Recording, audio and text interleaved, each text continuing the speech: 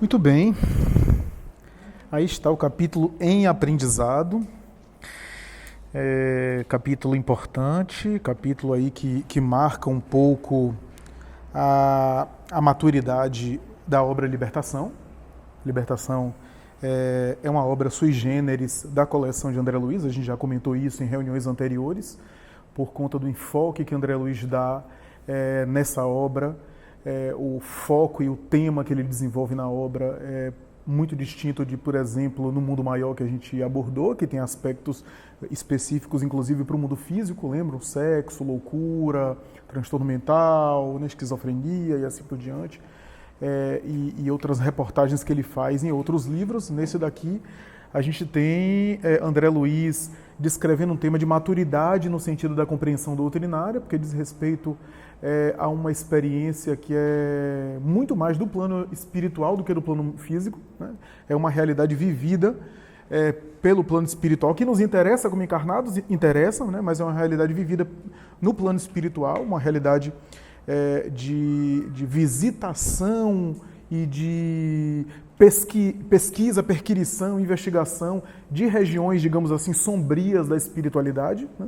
Regiões que a tradição teológica das religiões ao longo dos tempos sempre tem colocado de uma forma bastante densa, e não é à toa que tem colocado. André Luiz, de um certo modo, ratifica isso nessa obra, mas de outro modo também desmistifica aquela ideia do inferno, aquela ideia demoníaca, aquela ideia terrificante que a Idade Média pintou, claro que com sua nomenclatura, até homens e mulheres de alta elevação espiritual descreveram os infernos, como Teresa de Ávila, por exemplo, né? Graças à percepção que tinham, a mentalidade cultural e o linguajar, o vocabulário, o repertório que tinham na linguagem da Idade Média, Lutero, São João da Cruz, né, Santo Antônio de Pádua, o próprio Francisco de Assis, esses paranormais e ao mesmo tempo espíritos de escola que passaram e que descreveram as chamadas regiões infelizes. André Luiz está fazendo esse mergulho aí, só que com as ferramentas que o espiritismo tem, né? Numa época em que Teresa de Ávila não tinha espiritismo, em uma época que São Francisco não possuía os ensinamentos do Consolador, portanto, numa época muito mais problemática para entender essa realidade espiritual, né? André Luiz hoje, se valendo do recurso da linguagem espírita, né? Numa época onde há a mentalidade espírita já, descreve a visitação e a incursão que ele faz a essas regiões chamadas densas ou infernais, entre aspas, né? Só para contextualizar, lembremos que no capítulo 19 a Margarida foi para uma missa, lembram isso? Foi para uma missa, né? Participou de um culto, houve um certo benefício espiritual por meio da missa lá, não tanto por parte do próprio sacerdote, mas das pessoas ali que mantinham a vibração do lugar, e ela de alguma forma foi beneficiada no processo obsessivo dela, mas a gente sabe que o processo obsessivo dela é bastante contundente, bastante enfático, não vai ser debelado assim apenas numa oração, não que a oração seja de menor monta, mas um processo arraigado dessa natureza nem sempre se modifica de maneira imediata. É uma obsessão que além de longos anos cultivada, já criou danos, inclusive na esfera física. A gente vê os danos no metabolismo orgânico, que André Luiz descreve aqui. E nesse capítulo 10, fala do retorno à casa, à residência, logo após a missa, com seus efeitos e o processo obsessivo. De alguma forma, boa parte daqueles espíritos foram, de alguma forma, razoavelmente afastados, não tanto pelo benefício da missa, mas também pelo benefício da missa, mas também por conta da organização, ou seja, ela estava se mostrando com certo efeito benéfico da missa. O Saldanha, que era o líder do grupo, continuava se viciando e assediando ela, mas por ter prolongado demais aquele processo, veja que coisa, né? Os espíritos ligados a essa organização tinham outras vítimas a fazerem, né? Outros trabalhos, aspas, muitas aspas, a realizarem, e aí começaram a ser dispersados por ordem do Gregório, né? E aí Saldanha e alguns dois outros ficaram com ela, ainda dando prosseguimento ao processo obsessivo, e ele próprio, em função daquilo, deu uma intervenção, né, fez uma abordagem ainda mais intensa, né, para piorar o quadro dela. O início do capítulo 10, André Luiz descreve um pouco esse processo obsessivo, a ponto de situar aí os efeitos no globo ocular, né, na região oftalmológica, a ponto de aguçar os processos alucinatórios, é mais ou menos assim que André Luiz coloca, não sei se você conhece as palavras, né? Energias perturbadoras ao longo dos olhos, né? Denunciava fenômenos alucinatórios, artérias oculares se revelavam sob fortes modificações, vejam que coisa, né? Ou seja, já estamos aí diante de um processo obsessivo onde a ação mental da entidade causa que automaticamente a alteração no metabolismo da sua vítima, né? Um processo, portanto, que foi arraigado, porque começa apenas de ordem psíquica, né? Vai de ordem psíquica, afeta o moral, a ponto de alterar o moral do sujeito e mais tarde dominá-lo até fisicamente falando, né? Aqui a gente pode caracterizar o processo dela como uma subjugação mesmo, né? Subjugação de caráter moral e físico também, material, né? André Luiz diz: percebi a facilidade com que os seres perversos das sombras hipnotizam as suas vítimas, impondo-lhes os tormentos psíquicos que desejam. Aqui é interessante a alusão que André Luiz faz à hipnose, ele já faz em alguns momentos ao longo das suas obras, e aqui é mais uma alusão. Curiosamente, os dois espíritos que ficaram com Saldanha são técnicos em hipnose. Veja como esse recurso é utilizado, né? Hipnose tem a ver com sugestionamento mental, né? Com indução, né? Quando a gente fala em hipnose, a gente já pensa na pessoa em transe falando o que não quer. Esses são processos específicos de hipnose, né? Graças aí ao estado psíquico entrar mais em alfa e até gama, né? Mas tem processos hipnológicos que são mais sutis, né?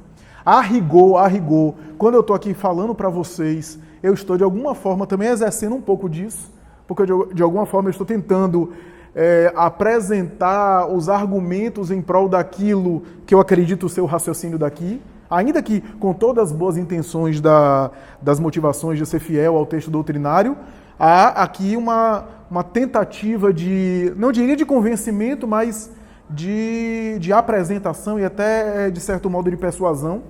Então a gente pode pensar que em termos mais profundos, todo o atendimento terapêutico tem um caráter hipnótico nesse sentido, não hipnótico no sentido de sugestão ostensiva, mas tem algo, e talvez no sentido aqui de duplo sentido, né? Via de mão dupla, né? Porque também o paciente também interfere, também influencia o próprio terapeuta, né? E assim por diante. Então, nós temos aí esse processo que, claro, nesse caso aqui da obsessão é utilizado com um recurso muito mais otimizado, né, com um potencial, né, magnético muito mais contundente, né, a hipnose, né, e como ela dava acolhida, né, os técnicos de hipnose dizem que toda hipnose não deixa de ser uma auto-hipnose, né, eu permito que você me hipnotize, né. Então, por isso que não existe essa fantasia de eu vou hipnotizar alguém, vou pedir, sei lá, para a pessoa tirar a roupa e sair nu na rua. Isso são fantasias, né? Porque o indivíduo tem certas censuras morais, né? E se você tentar bater de frente com aquelas censuras do sujeito, ele não vai fazer. Ele tem reservas, tem limites ali, né? Então toda hipnose é uma espécie de sugestão, de convite. No caso aqui, como há um domínio esse que foi concedido pela vítima, né? A vítima concordou nesse processo de domínio e de controle da sua vida, então a hipnose é praticamente automática ali, né? A ponto dos espíritos manipularem a realidade orgânica. Então, vocês vejam aqui que André Luiz está dando dicas de temas de pesquisa para profissionais de medicina, especialmente de medicina, né, e das áreas biológicas, né, que ainda não tem, que ainda é muito incipiente, que talvez esteja reservado ao futuro, né. Quem sabe alguns processos, aqui eu estou especulando, tá? André Luiz não fala de maneira assim, mas coloca de maneira indireta. Quem sabe alguns processos de pico de pressão não pode ter interferência espiritual. Eu não estou dizendo que todo processo de hipertensão seja motivado por espírito. Eu estou dizendo que em alguns casos, quem sabe, não pode ocorrer, né, processos de pico de pressão, né, de alteração de pressão. Se mexe aqui na questão ocular, né, oftalmológica, por que não? Né? Então a gente tem aqui, portanto, material riquíssimo que o André Luiz coloca. Né? Margarida, ainda que o desejasse agora, não conseguiria erguer-se. Compacta emissão de fluidos tóxicos misturava-se a linfa dos canais semicirculares, ou seja, caracterizar aqui o processo de subjugação mesmo, né? Subjugação de uma obsessão bastante contundente, né? Interessante que o Saldanha chega a dizer, né, que o tratamento que eles deram a ela, né, seria suficiente para deixar ela prostrada durante 30 horas, pelo menos 30 horas. Eles chegam a ter esse planejamento, né? Veja que o mundo espiritual inferior também tem organização, né? E chegou o tempo, a maioria, por ordem de Gregório, foi para outro lugar. Até os espíritos perturbadores têm horário para cumprir. Veja só. Né? E a gente acha que os espíritos estão a todo momento à nossa disposição, é só chamar que eles vêm. Né? Imagine os guias, né? Se os obsessores têm horários a cumprir, imagine os guias. Né? Então, eu acho que tem um obsessor melhor do que muita gente, que não tem horário nenhum, que está desorganizado. Né? Então, é mais ou menos isso, né, que a gente tem aqui no início do capítulo, né? Gúbio pergunta, né? Gúbio, com aquela delicadeza e aquela sutileza psicológica, começa a conversar com o Saldanha, que é o líder do grupo, né? Por ordem do próprio Gregório, né? Como é que ele foi colocando naquela missão importante, missão especial. Veja a retórica e o tato psicológico, né? E aí ele fica envaidecido, começa a falar, que é uma forma também de deixar o outro se abrir um pouco, né? E aí ele pergunta sobre como é que ele foi colocado naquela missão, tem alguma coisa especial dele para com ela, Margarida? O Gúbio já sabe da história, né? Mas ele está querendo fazer o obsessor falar, né? E aí ele diz, não propriamente a ela, mas ao pai. Juiz sem alma que me devastou o lar. Faz 11 anos precisamente que a sentença cruel de um magistrado caiu sobre os meus descendentes, exterminando-os. E aí ele começa a contar a história, né? A história que culminou aí, né, na tragédia da sua família, na desencarnação dele, no suicídio da nora. Quem lembra do que foi lido, né, no início do, né, o filho, né, que se perturbou profundamente, foi acusado de um crime que não cometeu, o juiz deu sentença, foi preso, passou por situações que André Luiz de maneira bem polida coloca. Imagino que ele deve ter passado na prisão, né? E estamos falando aqui de um tempo lá atrás, que as prisões deviam ser medonhas, né? Se hoje o sistema penitenciário, carcerário é terrível, imagina na época, né? E passou por tudo que é tipo de crueldade, André Luiz coloca dessa forma, né? E a esposa, não aguentando, se suicida e vai para onde? Vai para a prisão, ficar junto dele, né? Ali ao lado dele, né? A mãe morre de angústia, devastada, né? E também com penúria material, eles eram muito simples materialmente falando, né? E aí você vê, a sentença de um magistrado gerou consequências socioeconômicas, consequências morais sobre ele e sobre a família dele, né? E, portanto, implicações espirituais, né? Você pegar uma caneta e assinar, né? Que é um gesto banal do ponto de vista material, mas a depender do que está por detrás daquilo, o que é que gera, né, para si mesmo e para os outros, né? Espiritualmente falando, né? E aqui a gente tem aí o processo. Uma coisa interessante que a gente gostaria de enfatizar é o seguinte, no caso aqui, a gente tem um espírito atormentando a filha para machucar o pai, porque ele não tinha pessoalmente nada contra ela, né? E aqui vale a pena eu considerar o seguinte, quem leu, eu vou fazer uma alusão pelo menos 2 vezes à obra Grilhões Partidos, de Filomeno de Miranda, obra que também tem uma saga assim parecida, né? Quem leu a obra sabe, né? A obra praticamente começa naqueles 15 anos da debutante das famílias tradicionais do passado, Rio de Janeiro, carioca. A menina foi dançar, inclusive foi dançar com o pai, e ali foi tomada por um processo obsessivo e começou a esmurrar o pai no meio da festa. Foi um vexame, uma situação constrangedora, né? Pessoas de importância do Rio de Janeiro na época ficaram chocados. E depois de alguns dias aquele quadro evoluiu, ela foi internada num sanatório psiquiátrico, né? A família devastada, desolada. E quando a gente vai conhecer a história, a gente sabe que o espírito que a atormentava, na verdade, não era inimigo pessoal dela, mas tinha uma questão específica com ele, com o pai, né? Por alguma razão, não conseguiu acesso à mente dele, por alguma razão, né? A gente pode especular aqui vários fatores, inclusive talvez por ser ela ter uma sensibilidade mediúnica mais ostensiva, então mais fácil de ela ser acessada, inclusive para machucar ele, né? Aí a gente pensa, mas se ela não tem nada a ver com a história, por que está sofrendo uma coisa que é a encrenca do pai dela com alguém que ele fez mal? Mas aí o Filomeno vai explicar na obra o porquê, que ela também não estava ali à toa, ela tinha débitos de outra área. E, o que é mais interessante, em reencarnações bastante recuadas, não na anterior, mas em anteriores reencarnações, bastante recuadas, ela também tinha uma encrenca com ele, com o próprio sujeito. Veja que trama. Né? Mas a princípio o obsessor nem lembrava disso, esquecimento do passado. Estava maltratando ela por causa Coronel Santa Maria, que era o nome que era um militar, inclusive aposentado já, e atormentando ela, né? Para causar sofrimento nele, né?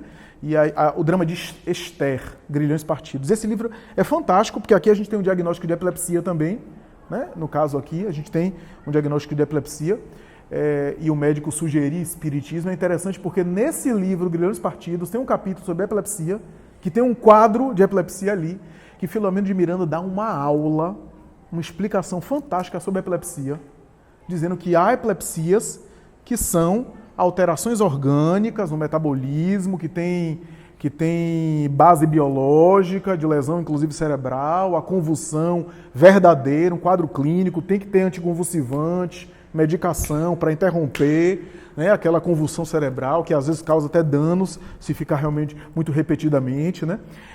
Tratamento, porque na Gênese existe o espírito endividado que lesou o perispírito e que imprimiu um corpo cujo cérebro causa essa descarga, que é uma espécie de consciência de culpa que joga para fora na crise de epilepsia. Só que Filomeno de Miranda vai dizer, há quadros aparentemente epilépticos que são, na verdade, obsessivos.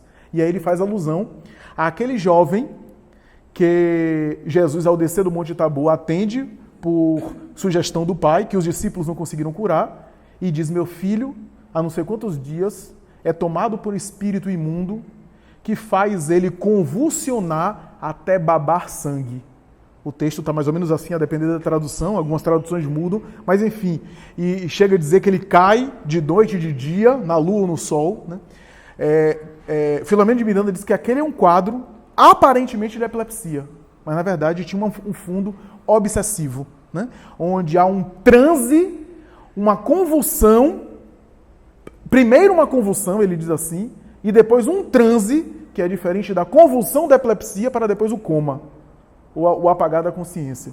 Ali havia a convulsão e depois o transe, onde o indivíduo alterava a conduta, que na verdade era um transe de psicofonia, que Filomeno de Miranda chama psicofonia atormentada. Ele usa essa expressão, psicofonia atormentada, né? E ele diz, no entanto, o mais comum nesses quadros é ter um quadro misto.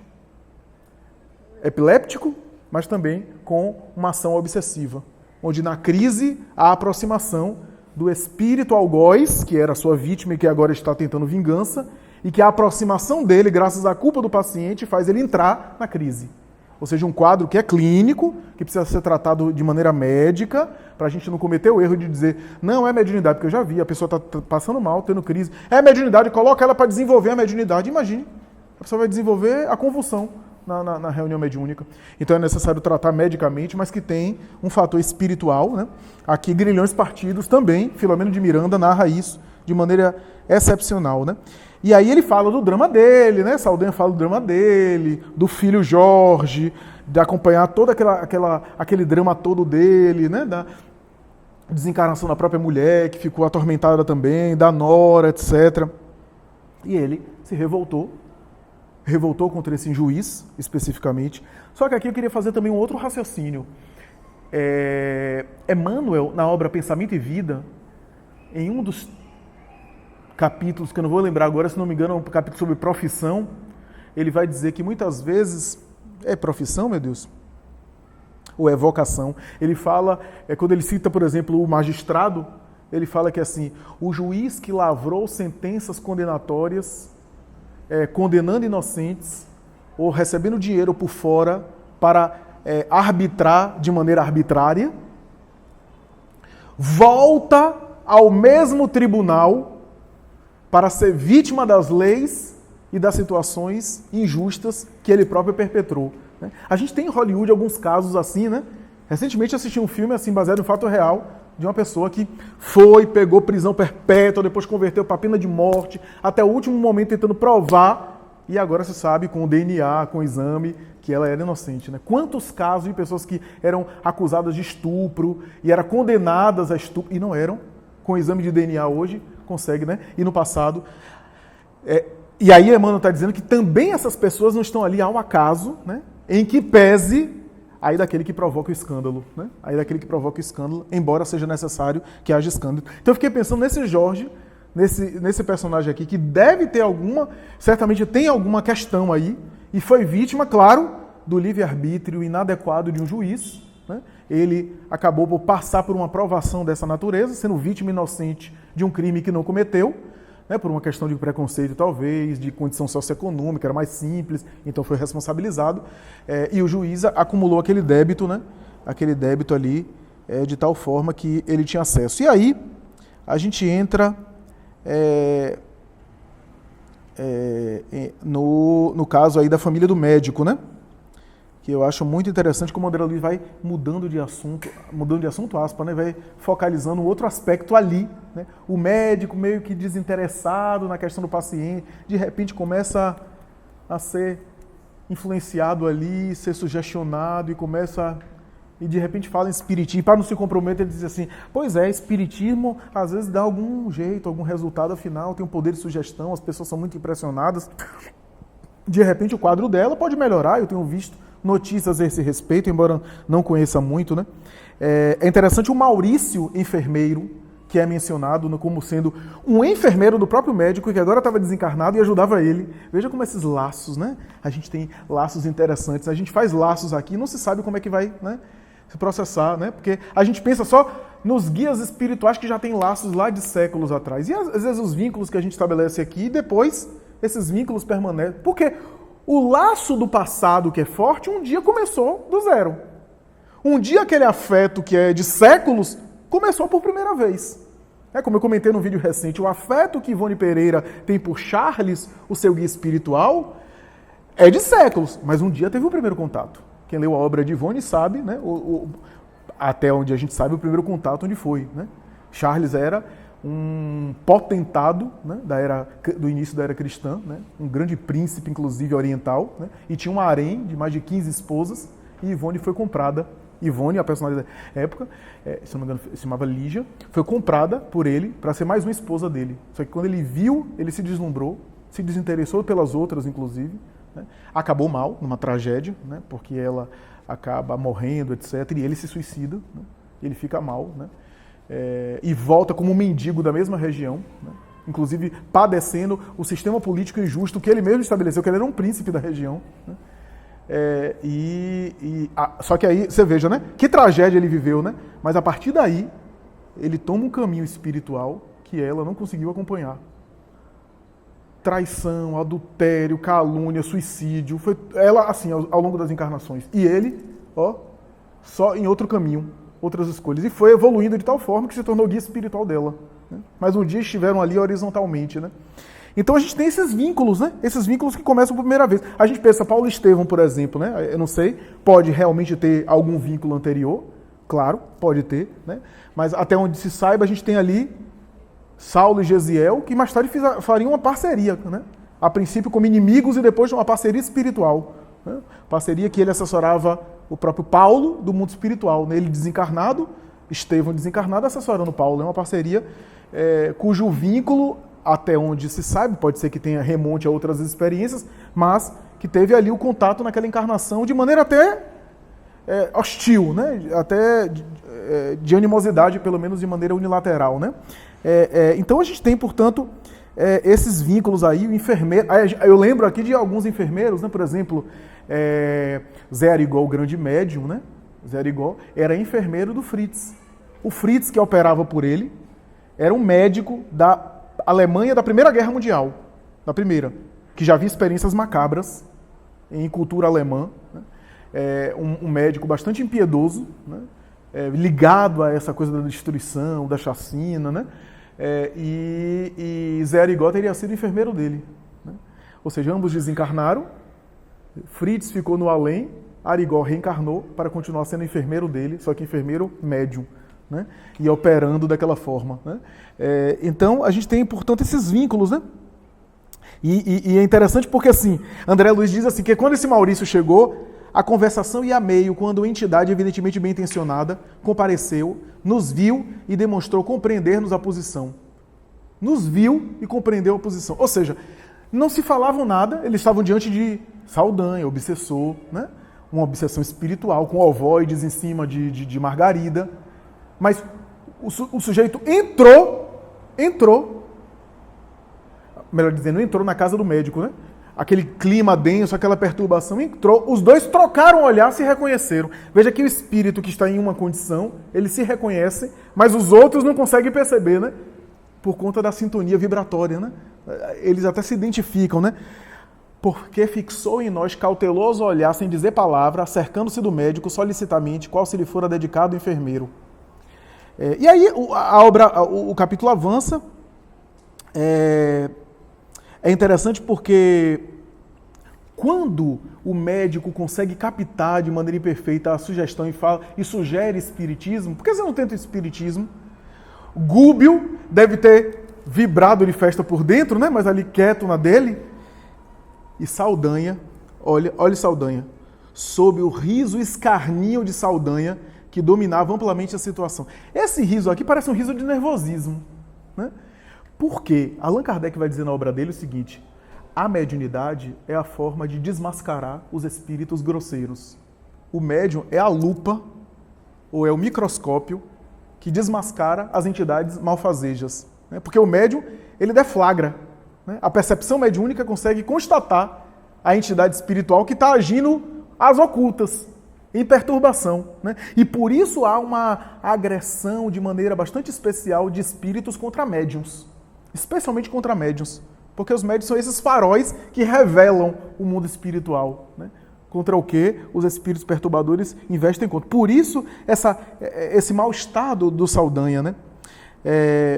Bom, e aí, caminhando aí já para a conclusão, eu gostaria de enfatizar o seguinte. Primeiro, a questão da história desse médico. Veja que coisa interessante, esse médico, a princípio, primeiro me chamou a atenção o André Luiz falando assim: todos os indivíduos com atuação na área de saúde, dedicada à cura e a cuidado com o outro, têm suporte espiritual.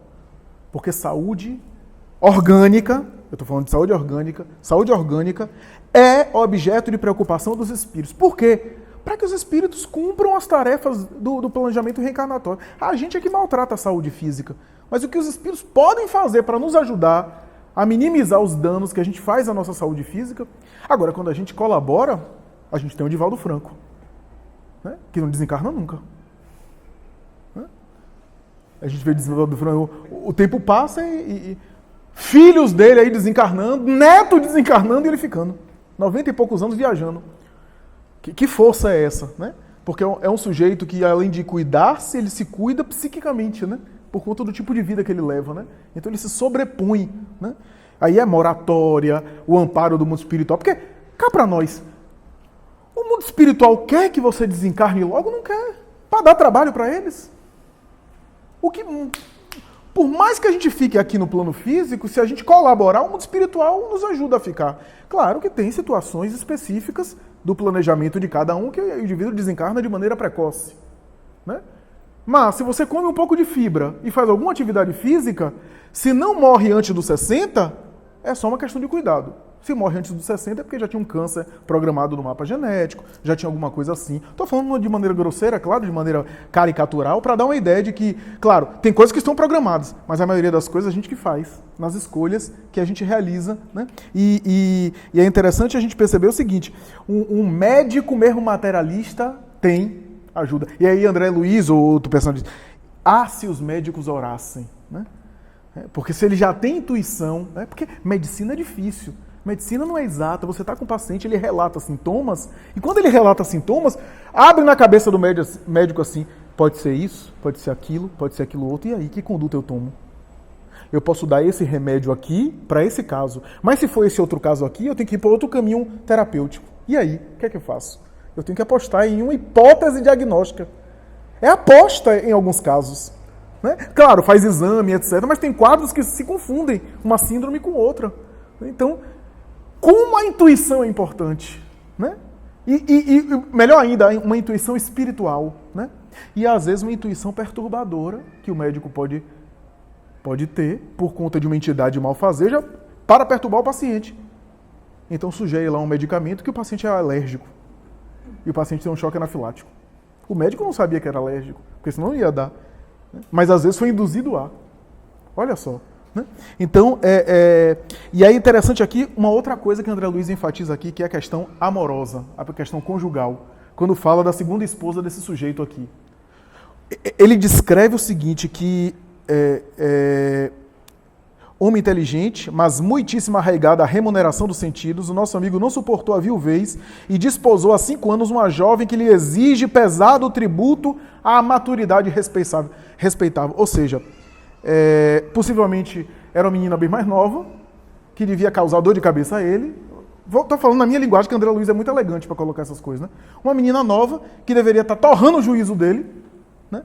Exigindo tributo pesado à maturidade respeitável. Né? Olha, uma das questões importantes que o mundo espiritual revela é essa questão das parcerias afetivas. Porque como alguém que convive com a gente pode nos modificar, para cima ou para baixo. Não é fácil você ter um marido ou uma esposa problemáticos e você conviver com aquilo e continuar espiritualmente. Se você tem uma certa maturidade espiritual, você até aproveita aquilo para elevar-se mais. Né? Mas na média geral, você tende a se perturbar. Você não aproveita aquilo como trampolim para a sua evolução, né? Como Santa Mônica, que viu o marido, o pai de Agostinho, Santo Agostinho, como na concepção medieval e cristã dela, ela achava que toda aquela crueldade que o marido lhe impunha era uma cruz que Jesus havia lhe dado. Era a compreensão que ela tinha. Né? Uma cruz que havia dado para provar a sua fé. Né? Mas, realmente, com essa crença, ela foi uma missionária. Né? Foi um exemplo heróico. Né? Então, a depender de como a gente lida com esse aspecto e que tipo de parceria que a gente tem, imagine, por exemplo, Allan Kardec com uma esposa que não fosse tão compreensiva como a Amélie Gabrielle Boudet. Né? Como seria mais difícil a tarefa específica dele? Né? Como seria mais complicado? Né? E como isso acaba alterando...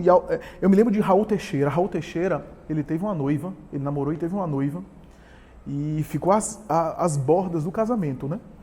E ele disse que, mas assim, com o tempo, com o relacionamento, a companheira começou a lhe exigir uma série de coisas, né? Então, e ele diz, olha, eu tenho que dividir a minha tarefa como educador, a tarefa como trabalhador espírita. Ele já tinha a instituição que ele tinha aberto, né? O Remanso Fraterno já existia, aquele lá de crianças, já abrigava algumas crianças, e eu tenho que dar atenção a você também. Só que isso não foi muito bem aceito com o tempo, e aí começou alguns problemas, ele revelou isso, que houve alguns atritos, né? E até que em determinado momento ela disse, você vai ter que modificar aí sua vida, esse trabalho espírita aí não está dando para mim não, senão esse relacionamento não vai adiante.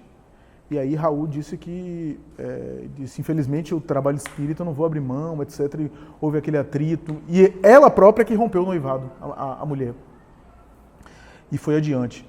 E aí quando ele disse que, numa viagem seguinte, viajando pelo Brasil, ele encontra Edivaldo, né? E aí os dois são muito amigos, né? E Edivaldo disse, e fulana, cadê? Como é que é? Quando é que vai ser o casamento, etc. E aí Raul Teixeira contou, né, que o noivado havia rompido, etc. Comentou. Edivaldo ficou muito sério, me olhou profundamente assim nos olhos e disse, pois é, meu filho, agora eu lhe posso falar uma coisa. Os bons espíritos já haviam me dito que não estava no seu programa reencarnatório esse relacionamento. E Raul Teixeira disse, por que o senhor não me disse isso antes? Ele disse, eu não tinha direito de interferir no seu livre-arbítrio. Era a sua experiência. Eu não tinha o direito de fazer isso. E eu achava que estava caminhando para o casamento e que vocês iam casar mesmo. Mas não estava no seu programa. Então, veja que coisa, né? E aí a gente vê essas parcerias afetivas. Ou seja, há parcerias afetivas que não estão no programa. Não quer dizer que seja ruim, não quer dizer que seja bom. Cada caso é um caso. Há casos que são muito bons, há casos que não são. Lembra de Mensageiros, que tinha um caso lá especificamente, que o sujeito aprontou para se acabar, e aí a segunda esposa era um espírito medonho, né? E aí André Luiz tem uma colocação que para mim soou enigmática, que merece estudo nosso, que é o seguinte, e com esse casamento, o casal atraiu um espírito bastante perturbador na psicosfera do casal, que reencarnou como filho, e que causou verdadeira perturbação moral nos dois. Um espírito bastante perturbador. Olha só, então a gente tem aí situações em que, Emmanuel diz isso, né, que vincular-se amorosamente, afetivamente a alguém é algo de muita responsabilidade. Seja porque está programado antes, que a gente concretiza agora, seja porque não está programado e eu escolho me comprometer agora. Em qualquer da situação, porque o povo acha também que qualquer relacionamento é porque está programado antes, não necessariamente. Mas em qualquer situação que eu me vinculo a alguém, eu crio responsabilidades espirituais. Compromissos espirituais sérios com essa pessoa. E quando eu falo nem tudo está programado, é porque, vamos supor aqui, digamos que eu reencarne para me casar com alguém. Essa pessoa se suicida. Aí eu me caso com uma segunda pessoa. Estava programado, você vai reencarnar, vai conhecer sua esposa, e aí sua esposa vai se suicidar para você conhecer a segunda.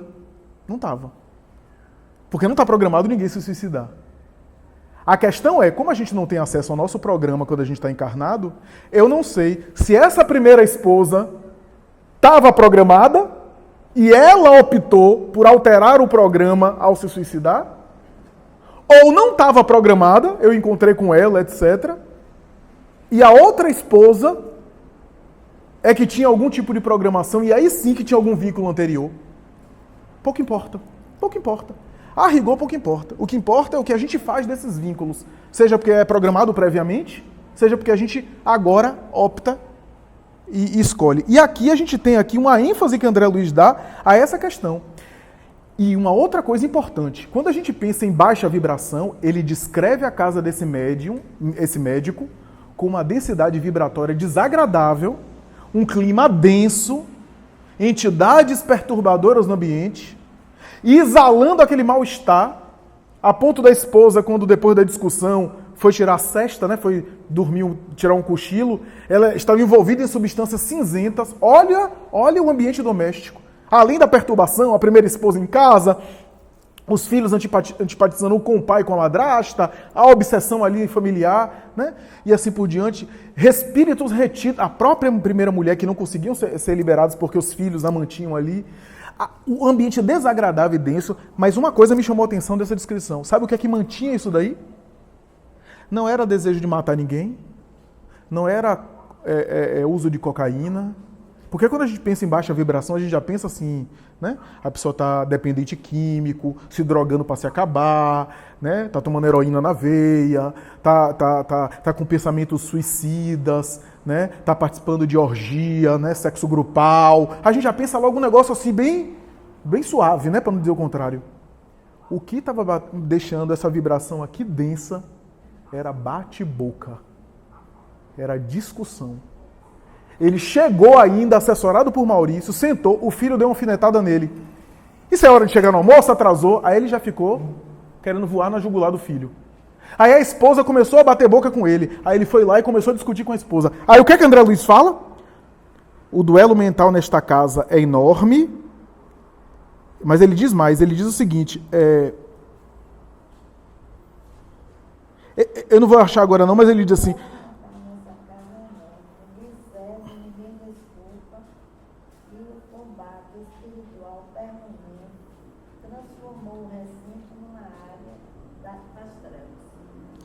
mas é um outro trecho que ele fala assim, rapidamente ele perdeu a conexão com a gente. Eu não me lembro onde é que está isso, mas rapidamente ele perdeu o contato com a gente. Bate boca, perdeu o contato com o mundo espiritual, a sintonia.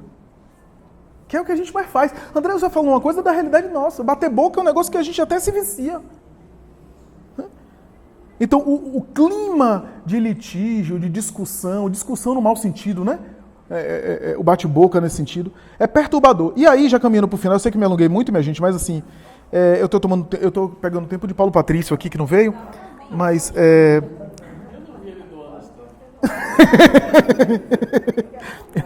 Uma outra coisa, única maneira através da qual conseguia registrar os pensamentos do companheiro espiritual. Ele falou aqui, né? O especialista num átimo começou a articular o aparelhamento mental para exame do assunto que lhe era sugerido, lembrando certa publicação técnica. Única maneira através da qual conseguia registrar os pensamentos do companheiro espiritual. Os espíritos começaram a tentar lembrar na cabeça dele alguma pesquisa, alguma coisa técnica que ele leu para associar as questões espirituais. Porque como ele era muito materialista, ele era refratário a isso. Veja que coisa. Então os espíritos, eles atuam em nós com aquilo que a gente tem de bagagem. Allan Kardec tem um trecho em O Livro dos Médiuns que vai falar o material cerebral do médium. Né? Hermínio de Miranda gasta páginas e páginas em Diversidade dos Carismas para examinar esse material cerebral, que não é apenas a fisiologia, a estrutura cerebral. Material cerebral é o termo que Kardec usou para o conteúdo que a gente tem, cultural, intelectual, né? Aquilo que a gente assimila, tudo aquilo que a gente se enriquece, inclusive intelectualmente, a gente oferece mais condição aos espíritos poderem nos ajudar. Então, e aí ele disse, aqui, achei, o Esculápio depressa desligou a mente de nossos fios invisíveis, precipitando-a no torvelinho das vibrações antagônicas. Caiu no bate-boca na discussão, perdeu a conexão. Né? E aí ele diz, resmungou algumas palavras, a esposa, né? Resmungou algumas palavras saturadas de indignação e perdeu de todo o contato espiritual conosco. Né? As alterações em relação à baixa sintonia com a esposa. E por fim, a alusão àquela aparência da mulher, né? Que era uma aparência bastante feia comparada com a beleza física, né, dela, jovem, etc. Mas espiritualmente falando, a aparência dela era, né, realmente alterada por conta da vida fútil e vulgar dela. Né? E é interessante que ele fala dos sinais das bruxas dos contos infantis. Lembra Oscar Wilde, né? Quem não leu o Retrato de Dorian Gray, tem um filme que retrata, na verdade tem 2 filmes, um bem antigo de Hollywood e um outro mais recente com Colin Firth, que retrata esse mito, essa metáfora, né? Alguém que fez um pacto com o diabo, botou um retrato, né? E à medida que o tempo passava, o retrato é que envelhecia e a pessoa continuava, né? Então, o indivíduo aprontava tudo, ficou imortal. É como se pedisse ao diabo o seguinte, eu vendo a sua alma para você, essa é a história, eu vendo a sua alma para você, e o Senhor tem a minha alma é sua, mas em contrapartida, eu fico com essa aparência física, eu não envelheço mais. Fico ótimo assim a vida inteira. Né? Fico assim, praticamente imortal fisicamente. Aí ele apronta, se mete nos excessos de toda sorte, se entrega à promiscuidade, a orgias, a tudo. O retrato vai ficando medonho e ele... Né? E aí, o que o Espírito está dizendo aqui é o seguinte, fala para André Luiz, Oscar Wilde psiquicamente intuiu a realidade do perispírito. O corpo físico nos esconde. O perispírito é que aparenta as nossas garras ou as nossas asas angelicais. Né? E é interessante porque ele fala, né, dessa beleza, dessa feiura espiritual que adorna o corpo espiritual. E só para encerrar, ele diz assim, cada crime, cada queda, deixam aleijões e sulcos horrendos no campo da alma, tanto quanto cada ação generosa e cada pensamento superior acrescentam beleza e perfeição à forma perispirítica dentro da qual a individualidade real se manifesta mormente depois da morte do corpo denso. Há criaturas belas e admiráveis na carne e que no fundo são verdadeiros monstros mentais, do mesmo modo que há corpos torturados e detestados no mundo, escondendo espíritos angélicos de celestial formosura. Aqui acho que ele consolou muita gente, inclusive eu. Mas interessante que ele está colocando aqui uma coisa que é o seguinte, espiritualmente, quando eu me melhoro, eu causo beleza também no meu perispírito, né? Minha harmonia, que é a minha aparência permanente, digamos assim. Né? E por fim, acreditamos que ela, sem fé renovadora, sem ideais santificantes, está falando da esposa do rapaz, e sem conduta digna, não se precatará tão cedo dos perigos que corre, somente se lembrará de chorar, aprender e transformar-se para o bem, quando se afastar, em definitivo, do vaso de carne, na condição de autêntica bruxa. A minha pergunta é, como é que ele sabe que vai acontecer tudo isso? Como é que ele sabe que essa mulher não vai mudar de conduta? Né? Ele está tendo uma profecia, né? Já vai saber que ela vai passar a vida inteira, não vai mudar, e só a morte, ela entrar no mundo espiritual, ela entrar em crise de consciência, a culpa, a dor, bater nela, para ela começar a se modificar. Como é que ele sabe? Não é profecia, é maturidade espiritual. Um espírito como um gúbio, ele está acostumado a ver isso daí, ó, toda hora. Então ele sabe que, ó, pelo jeito aí,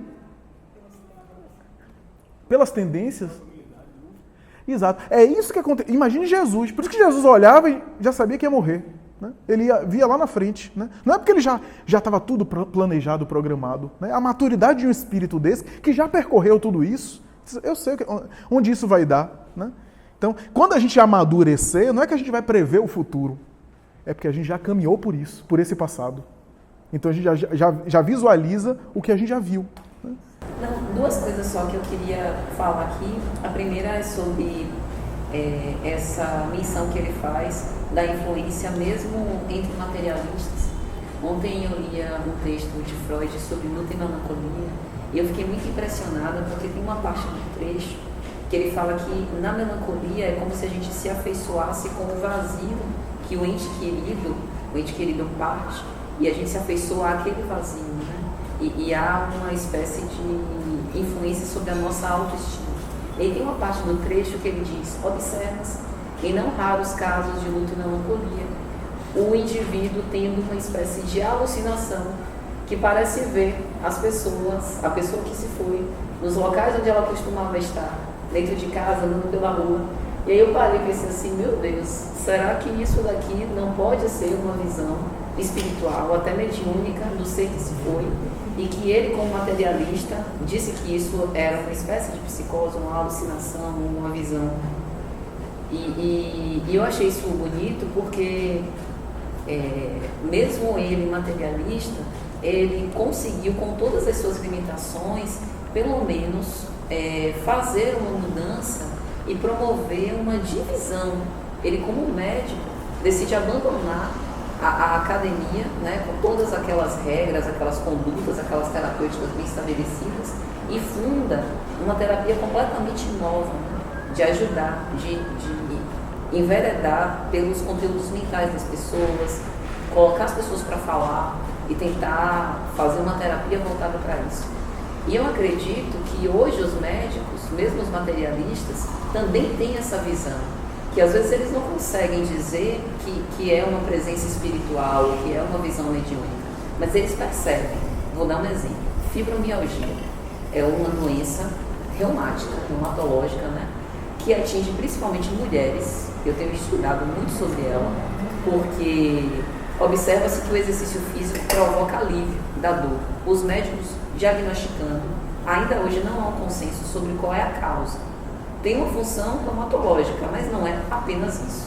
Porque observa-se que há alterações de humor, muitas vezes humor deprimido, que afeta também a autoestima das mulheres. Então o tratamento, ele também faz parte exercício físico, medicamentoso, terapias alternativas, psicoterapia, e a depender do caso vão se observando mudanças desse tipo. Então, em todas as áreas a gente observa que de fato há uma mudança. E por trás dessa mudança tem a influência do mundo espiritual para instigar, né, principalmente nos médicos, essa paixão pelo outro. Né? Ver o paciente que chega no consultório não apenas como um corpo, né, mas ter essa noção da saúde psíquica, né, de aspectos que fogem apenas dos limites do corpo biológico que ele está acostumado ali a tratar.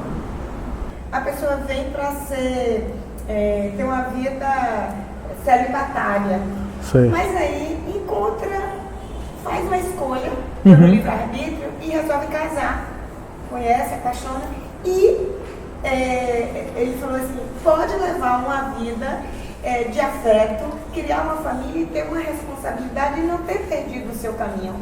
Exato. Perfeito. Porque o programa não é uma determinação absoluta, é um programa. É uma linha geral, né? Kardec vai dizer assim, naquele item, porque a expressão programa reencarnatório não tem na codificação. Isso é um conceito que se deduz, logicamente, da obra kardeciana. Eu estou dizendo que a expressão é só que não aparece. Mas se você pega, por exemplo, Escolha do Gênero de Provas, Livro dos Espíritos, está lá a programação reencarnatória colocada, né? E aí os Espíritos dizem a Kardec, os grandes acontecimentos é que são previamente estabelecidos. Se você vai ter uma doença, se você vai ter um deslocamento, as pessoas com as quais você vai conviver, isso daí é programado. Agora, o que é que a gente vai fazer disso é o livre-arbítrio atual, né? Então, eu posso alterar um programa estabelecido e não necessariamente alterar as provas que eu vou passar nesse programa que eu alterei. né? Por exemplo, a gente pode fazer esse mesmo caso que você citou ao inverso. Alguém que veio para formar uma família e escolhe uma vida celibatária. É possível também. Joana tem um capítulo que me chamou muita atenção em Leis Morais da Vida, quando ela examina a lei de reprodução, ela vai dizer o seguinte: se esse sujeito tem espíritos de lá que estão aguardando vir como filhos dele, e ele optou por alterar, esses filhos vão chegar a ele de outra forma. Eles vão reencarnar lá e vão aparecer nos braços dele. Adoção, etc, e assim por diante. Né? Vai aparecer. Né? Inclusive, ela chega a dizer o seguinte, que às vezes, e eu vejo casos assim emblemáticos, às vezes a menina que vai trabalhar em minha casa, quantas relações que são quase que faz parte da família, viveu ali a vida inteira, né? Reencarnou lá, mas chegou para conviver com aquelas pessoas. Né? Netos, às vezes ela vai dizer, nem sempre nas circunstâncias melhores, ela vai dizer, às vezes por aborto, ou por um controle de natalidade específica, aquele filho que era para ser teu, reencarna de uma forma e chega na sua casa como um pivete que vai perturbar a sua paz e vai roubar você. Ela fala até isso. Impulsionado por uma lei de atração magnética, que estamos distantes de supor como é que é isso. Então, há muita variável aí nesse processo de planejamento que a gente está longe ainda de entender completamente. E, de fato, há essas alterações. Né? Filomeno de Miranda, na obra Reencontro com a Vida, vai dizer o seguinte, tem um capítulo sobre essa questão das ligações amorosas, né, conjugais. Ele vai dizer o seguinte, esponsalício espiritual, o nome do capítulo. Eu já citei esse capítulo aqui. Ele vai dizer quantas vezes, quando há, nem sempre há, mas quantas vezes, quando há, a programação de dois indivíduos reencontrarem para formar uma família, etc. E antes, um ou outro se vincula com outra pessoa. Às vezes porque é jovem demais, ansiedade sexual, precipitação sexual, imaturidade, não tinha ligação verdadeira, mas puramente por desejo, etc. Mas fez uma ligação ali. E às vezes há um drama, porque depois lá adiante encontra a pessoa. E já está com essa aqui. Olha que situação, quantos dramas acontecem nesse sentido, quantas questões acontecem nesse sentido. Né? Então, isso são variáveis ao infinito. Né? Agora, o que Joana coloca é o seguinte, se você já tem uma ligação, não é que você seja obrigado a ficar com aquela pessoa para sempre, mas tem cuidado. Tem cuidado. Ideal seria que a gente conseguisse levar os nossos envolvimentos afetivos para adiante. Né? E não, agora porque eu encontrei o meu vínculo, minha ligação, etc., deixar essa pessoa ir adiante. Em que circunstâncias eu deixo essa pessoa? Especialmente porque, na maioria dos casos, um quer e o outro sofre. E esse que sofre, como é que fica? Nós fomos, em algum momento das nossas vidas, nós nos encontramos. Mas se você se apaixonar e ficar com todo mundo que você se encontrou, vai ser uma promiscuidade. Você não pode sair largando. Mas ele disse, aí foi a discussão do lado, você lembra daquele de lá em Feira, que teve aquele seminário? Aí ele disse, mas nós, as almas femininas, tem que estar mais abertas, que é o seguinte, que o amor é muito maior do que o que a gente entende aqui, de dividir. Não é só, você não divide o amor, só esse amor de marido e mulher, entendeu? Um amor muito maior, que a gente vai experimentar quando tivermos mais evoluídos. Uhum. No caso, por exemplo, que eu citei de Charles e de Ivone, chegou um ponto que ele sublimou tanto que ele só reencarnou como o pai dela. Já não vinha mais como afeto conjugal. Eu não quero dizer com isso que o afeto de pai é melhor do que, ou mais espiritual do que o afeto de marido e mulher, porque na verdade isso não dá para pesar, né? Para pesar, depende de cada caso, né?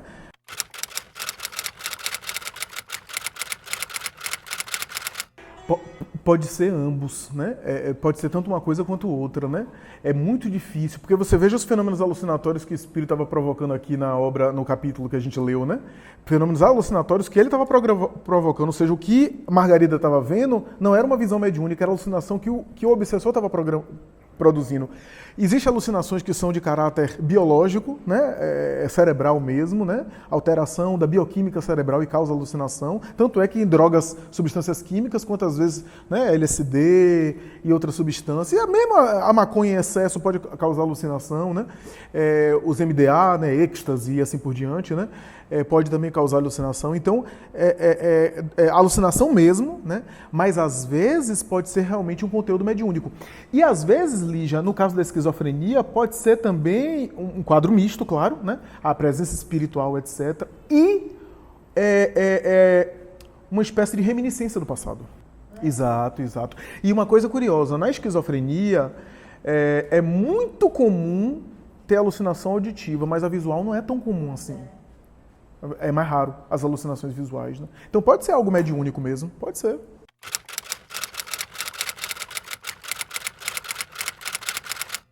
Não, mas a gente tem o direito e em alguns casos tem o dever, né, por uma necessidade inclusive social e legal, né, a agir de maneira de conformidade com a lei, né, até para o bem coletivo, né.